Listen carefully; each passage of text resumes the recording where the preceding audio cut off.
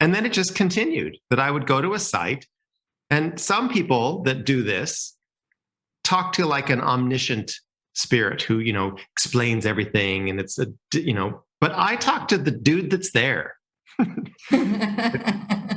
it's Thursday, this is who I'm talking to. I remember one of the times in South Africa with Matthew, we were talking to someone and he had a bunch of questions that person didn't know. So they said, look, we'll go meet you at this other hill and I'll see if I can find someone that can answer those questions for you. So it's just this really extraordinary thing where I see the people who are there. So I dial into, I think, a frequency or a time that is specific to whatever I'm hunting for. So sometimes I try to ask and I say, I'd like to talk to one of the builders and see who I get. But oftentimes I just tune in and it's whoever's there. So does this mean that each site has a guardian, or do you feel that you're tuning into a specific time and space whereby that being would be there? I think it's more the latter. I don't feel that these are guardian spirits in any way, because sometimes we'll ask questions, when Michael Tellinger loves this and we do this, and they'll say, look, that's not my pay. It's above my pay grade. I don't know the answer to that. Are you tuning into different time zones with each site? Some you're going back a long time. Have there been any sites where you've gone into the future? No. Oh, that's it. We should try that. Let's give that a go. No, I never have. No, it's always been the past, or the very, very, very distant past.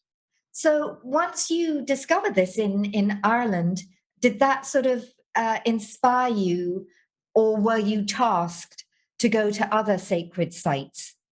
A little of both. I think the universe conspired to send me off to various sites. And once I knew that this kind of worked, then I had a whole sort of shamanic ceremony for it.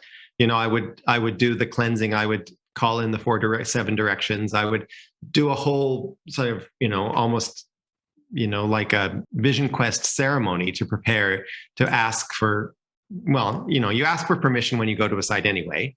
And then I've always added to that, look, if there's anybody that has any wisdom to share or would be happy to share information, I would love to learn. And then I kind of wait, and then, oh, right, okay, here we go.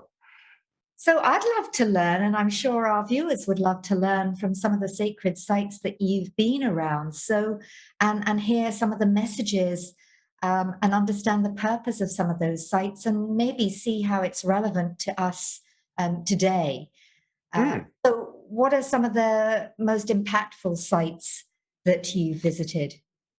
Well, when we started this documentary, my producer said, can you make a list of all the sites you've whispered? And I'm like, I'll give it a go. So I did my best, and we're up to 141 sites. So there's a lot to choose from.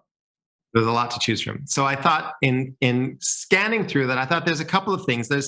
There's experiences that taught me more about the universe and our history than I ever was prepared to accept.